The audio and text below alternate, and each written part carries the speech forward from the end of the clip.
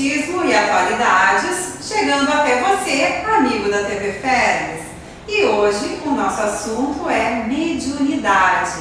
E para isso convidamos o Daílson Gonçalves. Tudo bem, Daílson? Tudo bem. O Daílson é colaborador do Departamento Doutrinário da Federação Espírita do Rio Grande do Sul e ele coordena um setor de estudo da mediunidade. Daílson, nós queremos agradecer a tua presença aqui e já vamos fazer aquela pergunta: o que é a mediunidade? E também esse termo, mediunidade, essa palavra, quando que ela passou a existir? Mediunidade vem do termo latino médium, e significa exatamente a questão de mediar o plano espiritual com o mundo material. No Evangelho, no capítulo 28, Allan Kardec vem exatamente nos esclarecer um pouco mais sobre isso, nos dizendo que Deus otorgou ao homem, sobre as coisas do mundo visível, os órgãos de sentido. E para ele entrar em contato com o mundo invisível, deu ao homem a mediunidade. É muito importante nós compreendermos bem essa questão médium, medianeiro, mediunidade. É uma relação com a humanidade desencarnada e a mediunidade encarnada, e os médiuns encarnados. E nós, no momento que nós descobrimos em nós a mediunidade, também essa dúvida que podemos ter de ser um momento de comunicação ou uma imaginação que temos, e no momento que a gente descobre isso, qual o nosso caminho? Através do estudo. Martins Peralva, no livro Estudando a Mediunidade, no capítulo 10, faz exatamente essa pergunta: como distinguir se o pensamento é nosso ou dos espíritos?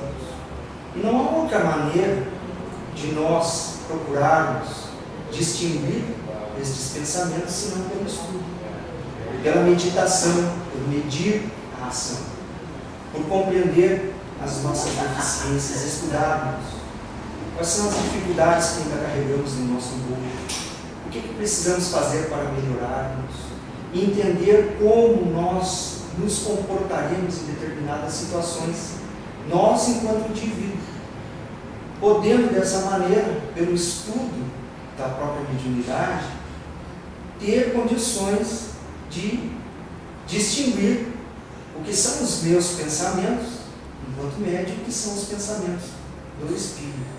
E sobre esse aspecto alvo, o tempo todo nós estamos sendo alvo de pensamentos estranhos, e não somente de espíritos desencarnados, mas também de espíritos encarnados. E é muito importante essa distinção que se dará exatamente pelo estudo. Então, o indivíduo, a partir do momento que identifica que tem essa situação ocorrendo com ele, ele deve procurar um estudo metódico na casa espírita, ingressar no estudo sistematizado da doutrina espírita para compreender o que é a mediunidade, de que maneira ela se dá, de que maneira trabalhar com segurança na reunião mediúnica, assim tendo condições de desenvolver as suas aptidões, de trabalhar com segurança, porque conhecedor de todas as causas terá mais tranquilidade no seu dia a dia e no próprio exercício da mediunidade. Um assunto que está muito em pauta é a questão da mediunidade em crianças.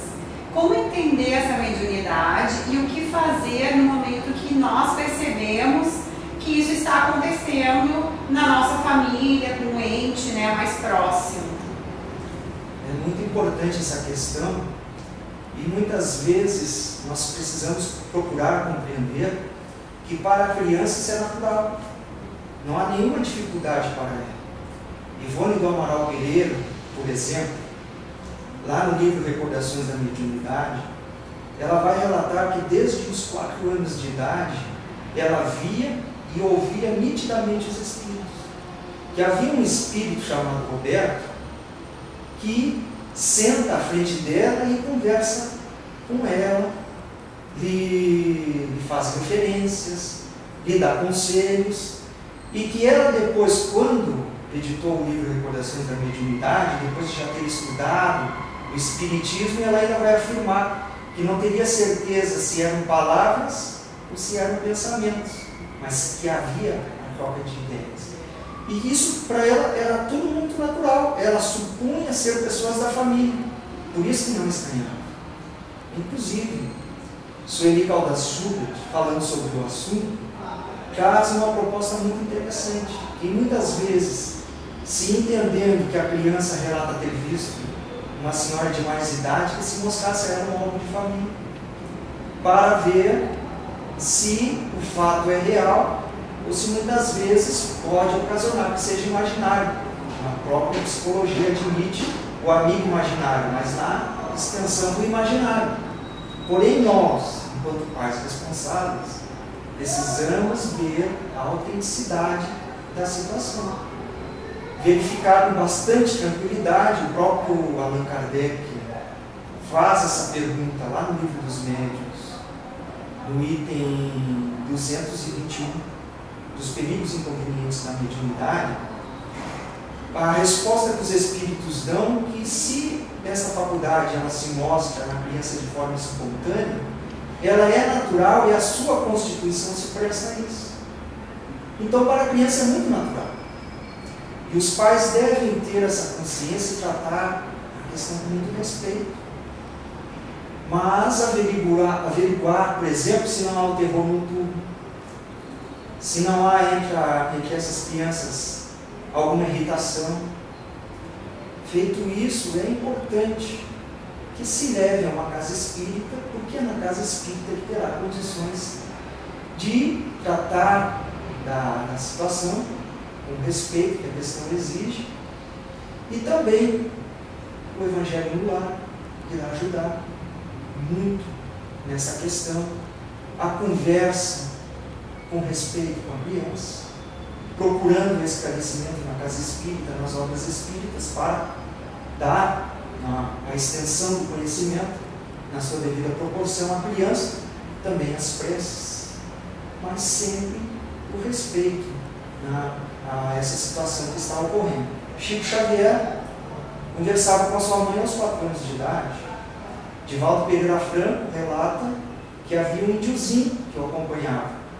E interessante que, à medida que ele crescia, esse índiozinho também, ele crescia.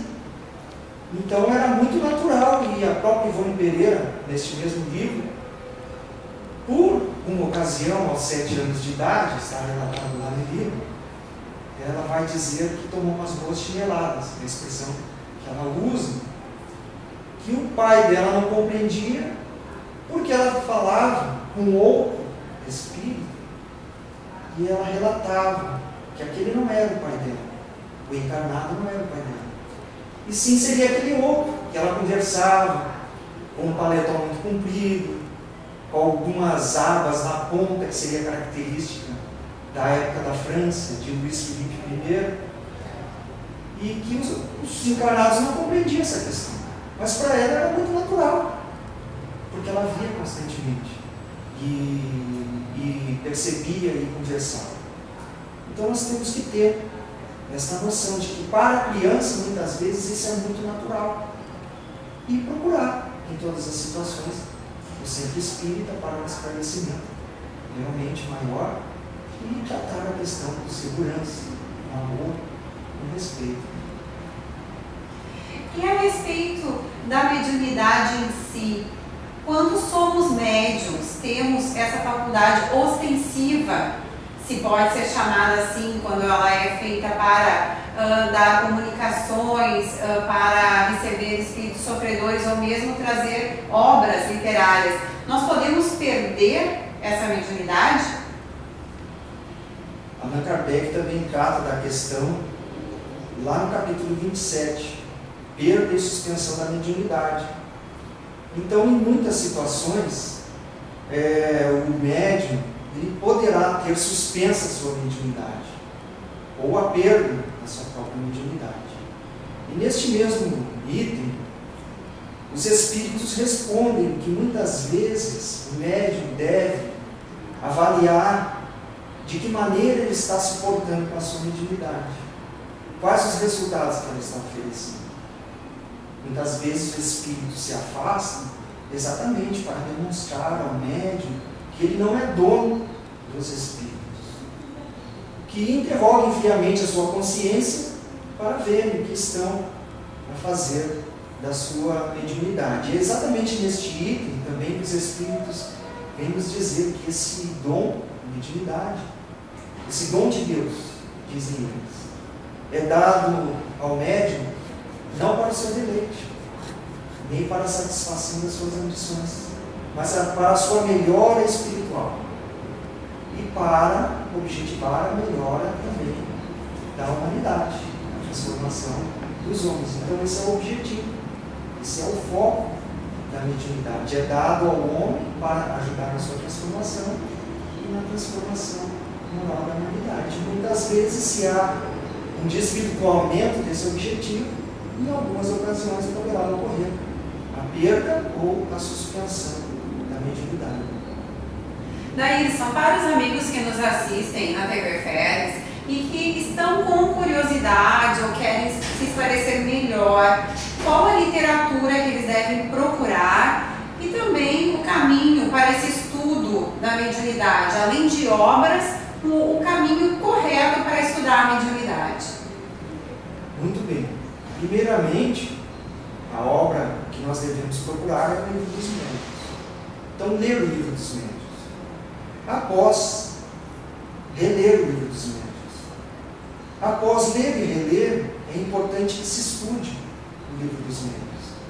E que se procure fazer isso com todas as obras que a gente acaba tendo contato, comprando, adquirindo, recebendo emprestado, para que não seja uma leitura rápida, para que seja um estudo atento, atencioso, dessas obras que vão nos ajudando a construir, né, este compromisso com a tarefa, para que nosso trabalho na mediunidade seja efetivo. Nós tivemos uma grata surpresa por ocasião do Encontro Nacional da Mediunidade no Rio de Janeiro, quando lá no segundo andar nós encontramos as 412 obras de Chico Xavier expostas. E a gente recebeu na forma da intuição uma pergunta: quantas obras destas tu lestes? E a resposta foi surpreendente para mim, porque eu não havia lido 25%. E costumo fazer essa pergunta com os companheiros em que nós fizemos atividade, cursos e seminários: quantas obras de Chico Xavier você leu? E também caberia uma outra pergunta: quantas obras de Chico Xavier você leu? Psicografia de Francisco Cândido Xavier você leu e não gostou? A resposta normalmente é nenhuma. Se chega à conclusão, então, de que nós temos, a maioria de nós, da minha parte principalmente, mais de 300 obras de grande valor doutrinário, de um conteúdo belíssimo, que pode ser incorporado ao nosso conhecimento e que estamos muitas vezes deixando de atender a leitura dessas obras. E algumas pessoas perguntam: mas chega a tantos livros de Manuel Filomeno de Miranda, de João de Ângeles, que tem também o seu contexto de aprendizado, e por que não podemos intercalar? Ler, por exemplo, a última obra que chegou, de Manuel Filomeno de Miranda, Mediunidade, Bênçãos e Desafios, e após ler, reler, estudar uma obra de Chico Xavier que nós não tenhamos tido contato. Outras obras muito interessantes sobre esse aspecto, nos domínios da mediunidade, pelo Espírito Orlando Luiz, Psicografia de Francisco Cândido Xavier, Mecanismos da Mediunidade, pelo mesmo Espírito, as obras de Manuel Filomeno de Miranda, muito interessantes a respeito da mediunidade, reuniões mediúnicas, vivência mediúnica, qualidade na prática mediúnica, nos bastidores da obsessão, Painéis da Obsessão, Trilhas da Libertação, o livro Entre os Dois Mundos, Psicografia de Walter.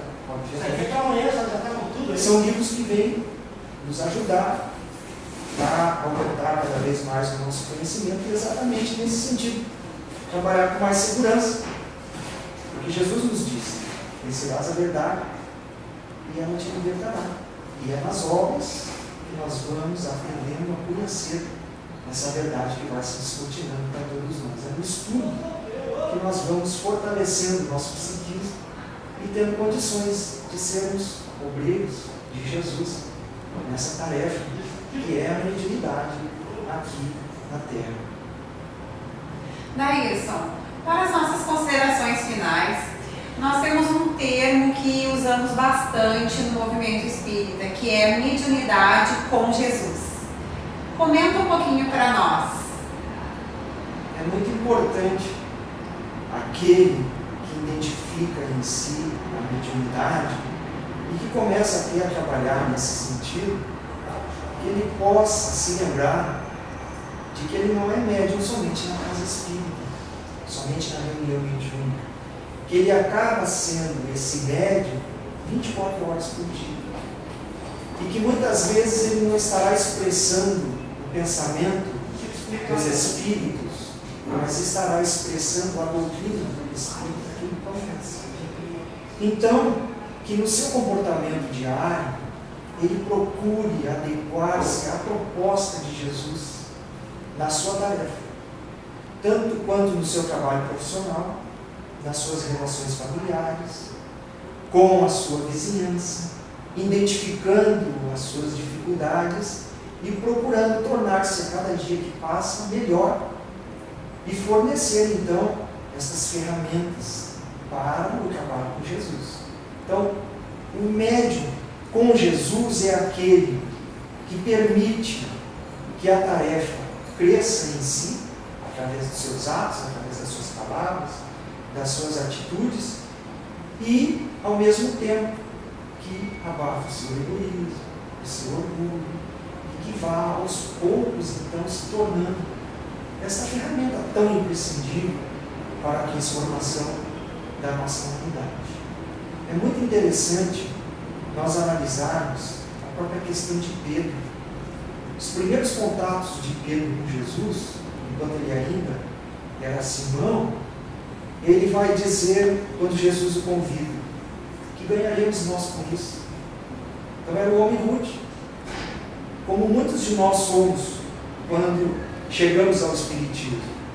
Depois de algum tempo, Pedro, que foi um apelido carinhoso que Jesus lhe deu, que significaria pedra ou calhau, homem rude, homem duro. Depois de algum tempo, Pedro vai dizer a Jesus: ensina-nos esta parábola.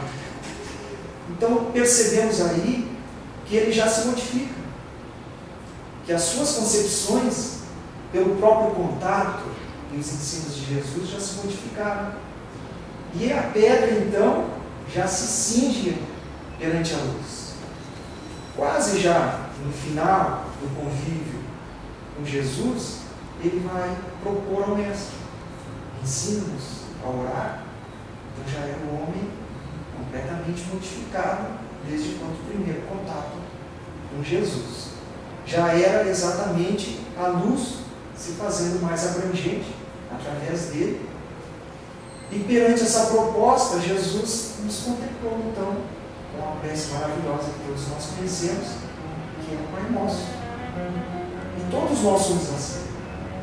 Muitas vezes nos primeiros contatos com o Espiritismo nós temos muitas dúvidas e a questão material ainda está muito presente.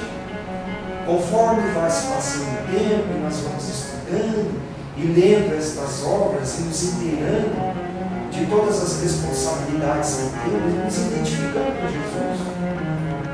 Nesse sentido, exatamente, nós vamos passando a trabalhar cada vez mais com Jesus, por Jesus, visando a transformação do nosso mundo de regeneração. Daílson, muito obrigada pela tua presença aqui no Espiritismo e Atualidades, a TV Feres, em nome de todos os seus divulgadores da doutrina espírita, fazemos isso de coração, voluntariamente, assim como tu também estás aqui cedendo um pouquinho do teu tempo. Nós é que agradecemos. Muito obrigado a todos.